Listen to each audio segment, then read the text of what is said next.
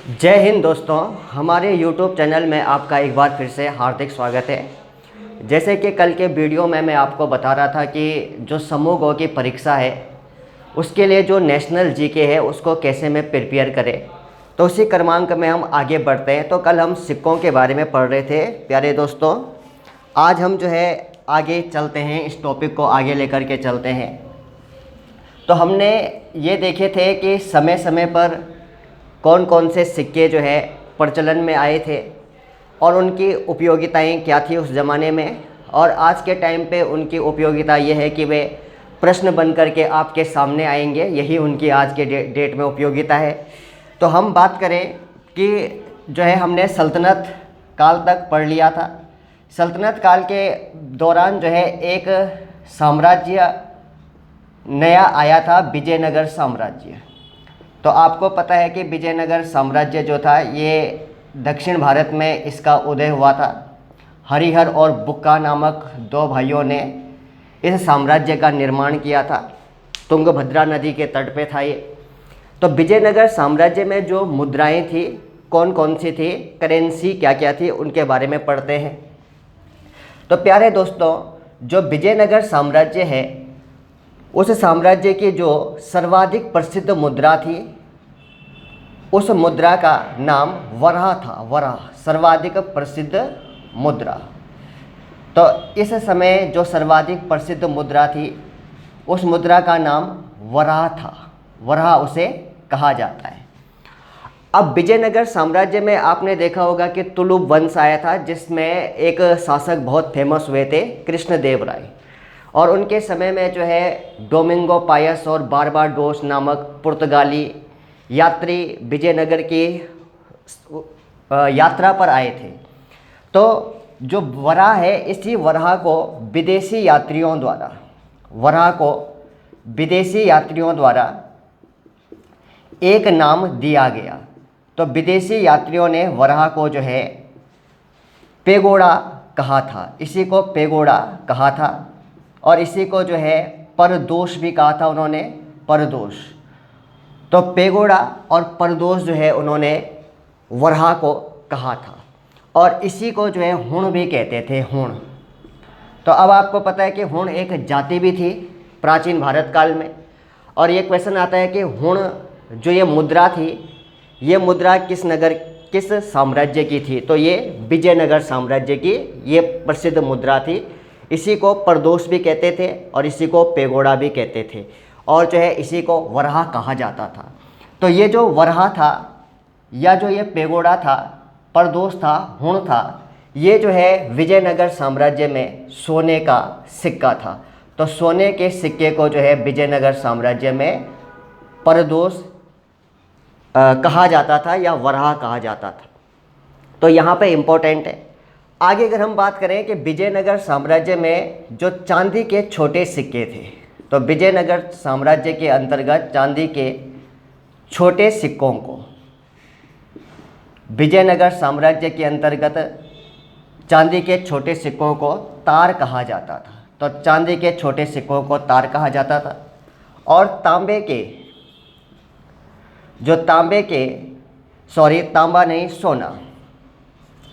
सोने के जो छोटे सिक्के थे उन छोटे सिक्कों को जो है प्रताप या फणम कहा जाता था।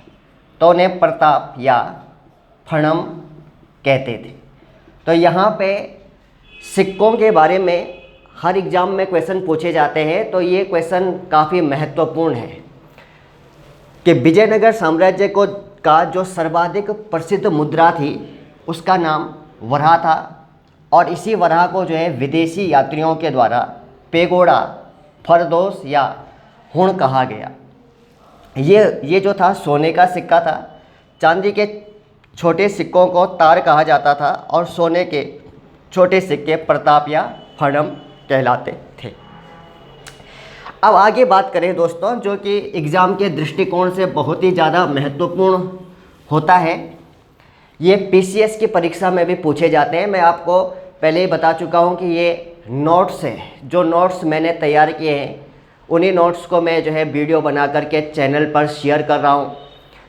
अब आगे हम बात करें मुग़ल काल की। तो मुग़ल काल में मुद्रा की अगर हम बात करें तो इसी में हमारा शेरशाह काल भी आ जाएगा। तो मुग़ल काल जो 1526 से 1858 तक अस्तित्व में था, इस मुग़ल काल में कौन कौन से सिक्के किस किस के समय में प्रचलित हुए थे उनके विषय में हम बताते हैं आपको। तो दोस्तों, सबसे पहले अगर हम बात करें बाबर, तो पूरा नाम जहीरुद्दीन मोहम्मद बाबर था। बाबर ने क्या किया था? बाबर ने काबुल में एक विशेष प्रकार के सिक्के चलाए थे और बाबर ने जो है कंधार में भी एक विशेष प्रकार के सिक्के चलाए थे। तो काबुल में बाबर जो सिक्के चलाता है उन सिक्कों को शाहरुख कहा जाता है, शाहरुख कहा जाता है। और जो है शाहरुख किस प्रकार के सिक्के थे? शाहरुख जो है चांदी के सिक्के थे। तो शाहरुख नामक चांदी का सिक्का मुग़ल काल में जो है काबुल में बाबर के द्वारा चलाया गया था। और कंधार में बाबर ने बाबरी नामक सिक्का चलाया था और ये भी चांदी से बना हुआ था। अब इसके अलावा मुग़ल काल में अगर हम देखें तो सोने के सिक्के भी प्रचलन में थे, चांदी के सिक्के भी प्रचलन में थे और इसके अलावा तांबे के सिक्के भी इस समय प्रचलन में थे। तो सोने का जो सबसे अधिक सिक्का, जो मतलब सर्वाधिक प्रचलित सिक्का था सोने का मुग़ल काल में, उसे इलाही कहा जाता था, इलाही उसे कहा जाता था। चांदी का जो सिक्का था जो सर्वाधिक प्रचलित था उसे रुपया कहा जाता था और तांबे का सिक्का जो काफ़ी प्रचलन में था उसको दाम कहा जाता था। तो ये कहे जाते थे बाबर के समय काल में। अब आगे हम बात करें कि बाबर के बाद जो है शेरशाह सूरी आए। तो शेरशाह सूरी ने अपने शासनकाल में कुछ महत्वपूर्ण सिक्के लॉन्च किए थे। तो शेरशाह मुग़ल नहीं थे, वो अफ़गान थे, ये सभी को पता है। और उन्होंने जो है चौसा के युद्ध में और कन्नौज के युद्ध में हुमायूं को पराजित करके कुछ समय के लिए अपना शासन स्थापित किया था। तो ये अफ़गान थे जो शेरशाह सूरी, जिनका समय काल, तो शेरशाह सूरी का जो टाइम पीरियड था वो 1540 से 1545 तक था। तो 1540 से 1545 तक शेरशाह सूरी का शासनकाल था। शेरशाह ने मुद्रा सुधारीकरण व्यवस्था अपनाई और इन्होंने मुद्रा सुधारीकरण व्यवस्था के तहत, मुद्रा सुधारीकरण व्यवस्था के तहत इन्होंने जो है चांदी का रुपया सिक्का प्रचलित करवाया। तो चांदी का जो रुपया सिक्का था उसको प्रचलित करवाया और कालांतर में मुग़ल बादशाहों ने भी, जो इनके बाद जितने भी मुग़ल बादशाह आए थे, उन्होंने शेरशाह की ही मुद्रा नीति का अनुकरण किया था, उसी को फॉलो किया था। तो चांदी का रुपया, तो यहाँ पे क्वेश्चन कई बार आता है कि मध्यकाल में चांदी का रुपया नामक सिक्का किसने लॉन्च करवाया था? तो वो लॉन्च करवाया था शेरशाह सूरी ने। शेरशाह सूरी ने ही तांबे का दाम सिक्का प्रचलित करवाया था। शेरशाह ने जो चांदी का रुपया नामक सिक्का लॉन्च किया था वह 178 ग्रेन का था। तो 178 ग्रेन का ये रुपया था। तो ये क्वेश्चन एग्ज़ाम के दृष्टिकोण से बहुत ही ज़्यादा महत्वपूर्ण है, मोस्ट इम्पॉर्टेंट है कि मध्यकाल में यानी कि 16वीं शताब्दी में ये शासन कर रहे थे। तो 16वीं शताब्दी में चांदी का रुपया जो शेरशाह के द्वारा चलाया गया था उसका वज़न कितना था? तो आपका आंसर आएगा 178 ग्रेन का था। और जो तांबे का दाम इन्होंने प्रचलित करवाया था वो 380 ग्रेन का था। तो प्यारे दोस्तों, वो कितने ग्रेन का था? 380 ग्रेन का था। अब इनका जो रुपया नामक सिक्का था, इस रुपया नामक सिक्के में स्मिथ, प्रसिद्ध इतिहासकार स्मिथ ने इसके संबंध में कुछ कहा था। तो ये कोटेशन भी काफ़ी महत्वपूर्ण है कि चांदी के रुपया नामक सिक्के के बारे में स्मिथ ने क्या कहा था? तो स्मिथ ने कहा था कि शेरशाह कालीन चांदी का सिक्का, रुपया, शेरशाह कालीन चांदी का रुपया वर्तमान ब्रिटिश अर्थव्यवस्था का आधार है। तो वर्तमान ब्रिटिश अर्थव्यवस्था का आधार है। तो अर्थव्यवस्था का आधार है, ये बात जो है शेरशाह के द्वारा प्रचलित चांदी के रुपया नामक सिक्के के बारे में इतिहासकार स्मिथ ने ये शब्द कहे थे। अब हम आगे बात करें, इसके बाद जो अकबर होते हैं उनके समय में कौन कौन से सिक्के प्रचलन में थे। उन्होंने जो है शेरशाह की ही मौद्रिक नीति का अनुकरण किया था। अब हम अकबर के विषय में पढ़ते हैं, अकबर कालीन। तो यहाँ पे आपका क्वेश्चन बनता है, अकबर जो था ये शेरशाह सूरी को अपना अग्रगामी मानते थे, क्योंकि ये शेरशाह सूरी की ही सारी पॉलिसियों को फॉलो कर रहे थे। तो अकबर का जो टाइम पीरियड है वो सभी को पता है कि इनका टाइम पीरियड 1556 से 1605 तक है एज ए रूलर। अब ये जो अकबर जो होते हैं इन्होंने 1587 ईस्वी में दिल्ली में एक टकसाल की स्थापना की थी। दिल्ली में एक टकसाल इन्होंने बनाया था। तो टकसाल की स्थापना की थी और इसका प्रमुख जो है, इसका हेड जो बनाया था वो बनाया था ख्वाजा अब्दुस सम्मत को। तो ख्वाजा अब्दुस सम्मत को जो है अकबर ने जो है अपने टकसाल का प्रमुख बनाया था। अब दो क्वेश्चन आपके पास एग्जाम में पूछे भी गए थे, ये दो क्वेश्चन ARO के पेपर में पूछा गया था ये, कि अकबर कालीन सबसे बड़ा सोने का सिक्का क्या था। तो अकबर कालीन जो सबसे बड़ा सोने का सिक्का था, अकबर कालीन सबसे बड़ा सोने का सिक्का, तो उसका क्या नाम था। तो उसका नाम था संसब। तो आप कहेंगे कि ये संसब था। तो संसब एक सोने का सिक्का था जो अकबर के शासनकाल में लॉन्च हुआ था और यह अकबर कालीन सबसे बड़ा सोने का सिक्का था। और अब हम बात करें कि अकबर कालीन सर्वाधिक महत्वपूर्ण सोने का सिक्का। तो सर्वाधिक महत्वपूर्ण जो स्वर्ण सिक्का था, अकबर कालीन सर्वाधिक महत्वपूर्ण स्वर्ण सिक्का जो था तो उसका नाम था इलाही। तो इलाही अकबर कालीन सबसे महत्वपूर्ण सोने का सिक्का था। तो ये दोनों क्वेश्चन एग्ज़ाम के दृष्टिकोण से महत्वपूर्ण है। एक बार फिर से देख लीजिए, अकबर ने 1577 ईस्वी में दिल्ली में एक टकसाल की स्थापना की थी और उसका प्रमुख जो है ख्वाजा अब्दुस सम्मत को बनाया था। अकबर कालीन सबसे बड़ा सोने का सिक्का संसब था और अकबर कालीन सर्वाधिक महत्वपूर्ण सोने का सिक्का जो था वो इलाही था। अब मैं इसे इरेज करता हूँ। आगे अगर हम देखें कि अकबर के समय में इसके अलावा अकबर के समय में जलाली, चुगुल, आत्मबिसात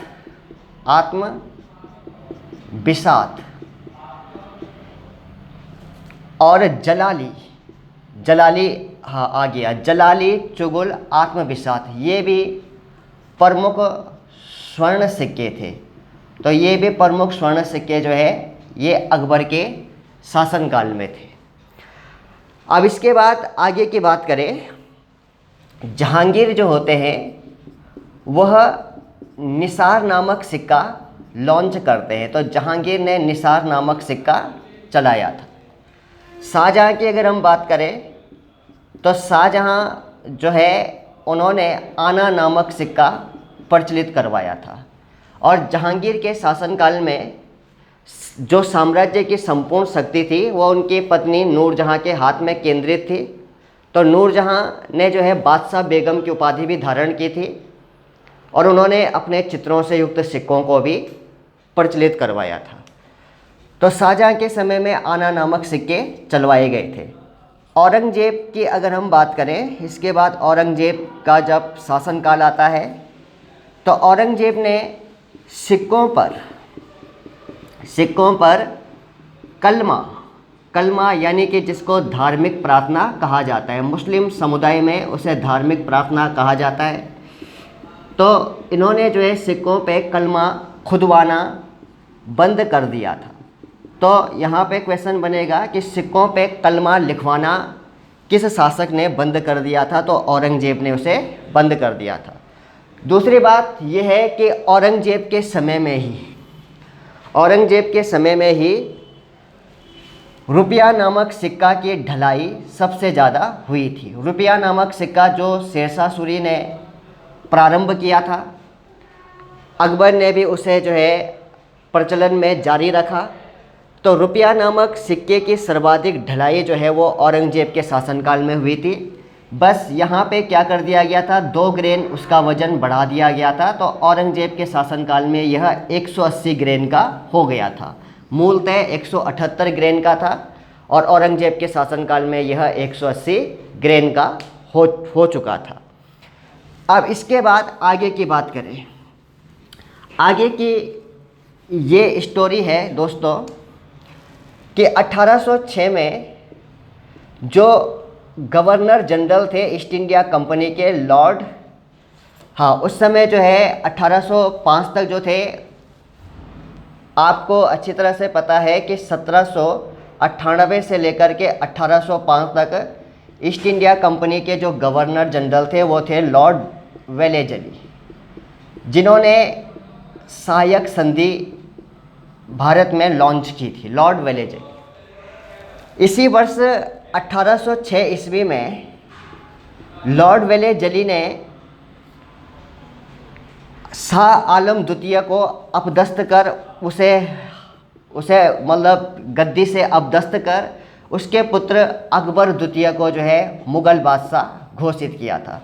तो ये अकबर द्वितीय जो है ये 1806 में मुग़ल बादशाह बने थे और इनका टाइम पीरियड 1806 से 1837 तक था। कंपनी सरकार के नियंत्रण में बनने वाले पहले मुग़ल बादशाह जो थे वो अकबर द्वितीय ही थे और इनके पिता जो शाह आलम द्वितीय थे वो बक्सर का युद्ध हार चुके थे। उसके बाद वो अंग्रेज़ों के पेंशन भोगी बन गए थे। तो यहाँ पे हम इतिहास नहीं पढ़ रहे, पूरा इतिहास नहीं पढ़ रहे, बल्कि उन तथ्यों को पढ़ रहे हैं जो एग्ज़ाम के दृष्टिकोण से महत्वपूर्ण है, जो एग्ज़ाम में आ सकते हैं। अब ये अकबर द्वितीय जो थे ये किंग बन गए। तो 1806 ईस्वी में इसी वर्ष जो है मुग़ल टकसालें समाप्त कर दी गई। तो ब्रिटिश सरकार ने मुग़ल टकसालों को जो है समाप्त कर दिया, उन्हें ख़त्म कर दिया एक किस्म से। तो अब जो है 1806 में बैंक ऑफ बंगाल के द्वारा, ध्यान से सुनिए, बहुत ही इम्पोर्टेंट क्वेश्चन है। 1806 ईस्वी में बैंक ऑफ बंगाल के द्वारा भारत की प्रथम पत्र मुद्रा जारी की गई थी। तो भारत की जो पहली पत्र मुद्रा थी यानी कि कागजी नोट था वो 1806 में जारी किया गया था बैंक ऑफ बंगाल के द्वारा, जब मुग़ल टकसालें समाप्त हो गई थी। अब ये जो भारत की प्रथम पत्र मुद्रा थी इसमें 2 व्यक्तियों के हस्ताक्षर थे, एक अकबर द्वितीय के पिता शाह आलम द्वितीय का, तो शाह आलम द्वितीय के उसमें हस्ताक्षर थे, और दूसरे कंपनी सरकार के गवर्नर जनरल लॉर्ड वेलेजली। भले ही लॉर्ड वेलेजली का टाइम पीरियड 1805 में था, 1805 तक था, लेकिन 1806 में भी अपने अधिकारों का प्रयोग कर रहे थे। तो लॉर्ड वेलेजली और जो है शाह आलम द्वितीय के हस्ताक्षर से युक्त भारत की पहली पत्र मुद्रा बैंक ऑफ बंगाल के द्वारा 1806 ईस्वी में जारी की गई। इतना आपने ब्रिटिश कालीन भी पढ़ा, मुग़ल कालीन पढ़ा, आगे ब्रिटिश कालीन पढ़ा आपने। और अब आगे इसको आगे ले जाते हैं इन पॉइंट्स को। तो आगे आप ये देखेंगे दोस्तों कि 1840 से भारत में जो भी सिक्के ढाले गए, 1840 के बाद से भारत में जितने भी सिक्के ढाले गए उन सिक्कों पे जो है ब्रिटेन की महारानी के चित्र अंकित थे। तो ब्रिटेन की महारानी के जो है चित्र उसमें क्या थे, चित्र प्रिंट थे। तो तो याद रखेंगे कि 1840 के बाद भारत में जितने भी सिक्के कंपनी सरकार के द्वारा बनाए गए उनमें इंग्लैंड की महारानी के चित्र अंकित थे। अब हम आगे बात करें 1899 की। अगर हम बात करें तो 1899 में जो होता है, 1899 में इंडियन करेंसी एक्ट पारित किया जाता है, इंडियन करेंसी एक्ट। अब 1899 में इंडियन करेंसी एक्ट पारित किया गया। अब आप समझ सकते हैं कि 1899 में जो वाइसरॉय थे, क्योंकि 1858 के बाद वाइसरॉय कहलाए ईस्ट इंडिया कंपनी के प्रमुख, तो 1899 में जो वाइसरॉय थे वो लॉर्ड कर्जन थे। तो लॉर्ड कर्जन का जो टाइम पीरियड था प्यारे बच्चों वो 1899 से 1905 तक था। तो ये उस समय भारत के वाइसरॉय थे और इन्होंने ही जो है इंडियन करेंसी एक्ट 1899 में पारित किया था। ये क्वेश्चन भी काफ़ी इम्पोर्टेंट है एग्ज़ाम के दृष्टिकोण से। तो जब इन्होंने इंडियन करेंसी एक्ट पारित किया था तो इन्होंने ब्रिटिश पाउंड को भारत की वैधानिक मुद्रा घोषित कर दिया था। तो ब्रिटिश पाउंड जो है वो भारत की वैधानिक मुद्रा घोषित हो गई थी। ध्यान से सुनेंगे, ये क्वेश्चन एग्ज़ाम के दृष्टिकोण से महत्वपूर्ण है कि किस वाइसरॉय ने इंडियन करेंसी एक्ट के तहत ब्रिटिश पाउंड को भारत की वैधानिक मुद्रा घोषित किया था। तो वो थे लॉर्ड कर्जन।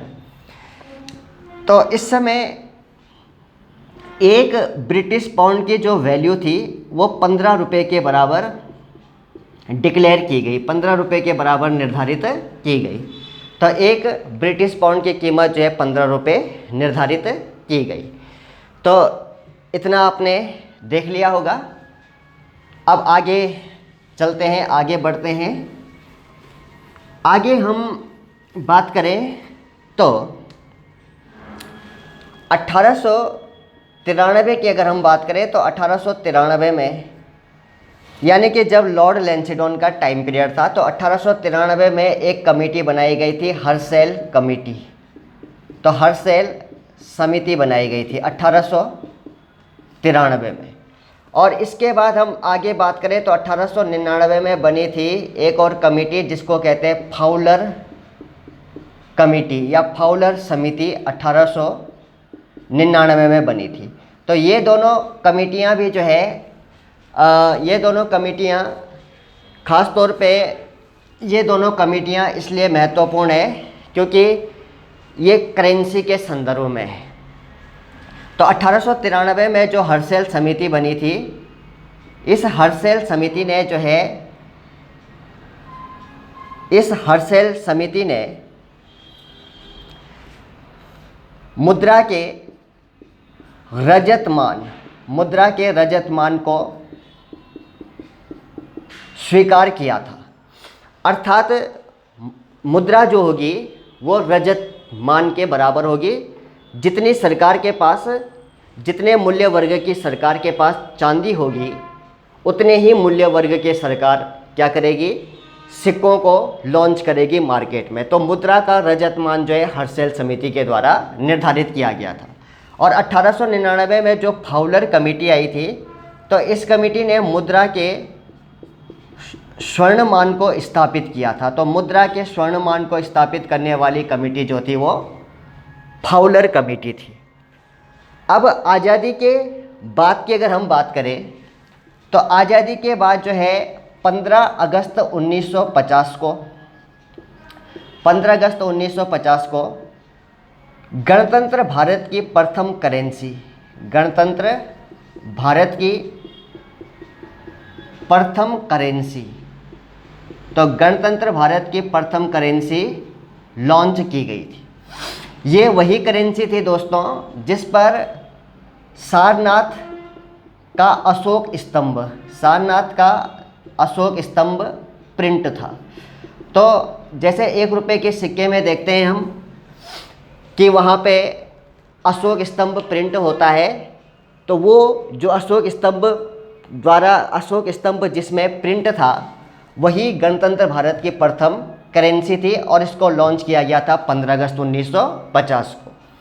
आरबीआई ने 1957 में जो है मुद्रा का दार्शनिक प्रणाली, तो मुद्रा की दार्शनिक प्रणाली को अपनाया था। तो मुद्रा की दार्शनिक प्रणाली को आरबीआई ने अपनाया था 1957 में। और इससे पहले जो है मुद्रा की चौका प्रणाली प्रचलन में थी।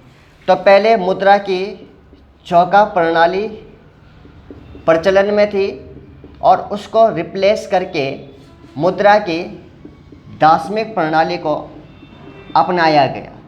तो मुद्रा की दार्शनिक प्रणाली को आरबीआई द्वारा 1957 में अपनाया गया। तो यहाँ पे 4 के गुणज में सिक्कों के मान थे, यहाँ पे 10 के गुणज में सिक्कों के मान होंगे। तो चौका प्रणाली में इस प्रकार से था, 4 आना जो था वो एक चवन्नी के बराबर था। तो 4 आना एक चवन्नी के बराबर था।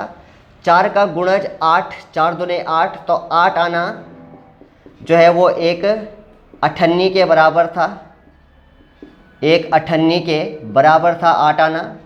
और जो है 16 आना जो है वो 1 रुपया के बराबर था। तो 16 आना 1 रुपया के बराबर था। तो इसमें 4 के गुणज में थे। और इसमें जो है 10 के गुणज में सिक्के होते हैं। तो इसमें 10 के गुणज में, 10 के मल्टीप्लिकेशन में उसके गुणज में सिक्के होते हैं। तो वर्तमान में सिक्कों की जो है दार्शनिक प्रणाली चल रही है।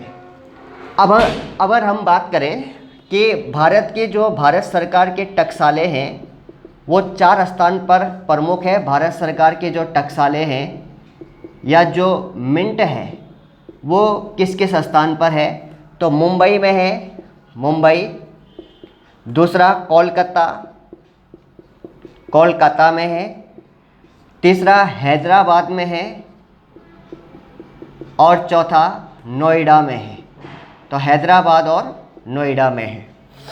मुंबई और कोलकाता के जो टकसालें हैं वो सिक्कों के अतिरिक्त, वो सिक्के या कॉइन्स के अतिरिक्त जो है विभिन्न पदकों का भी, मेडल्स को भी जो है वो छापते हैं।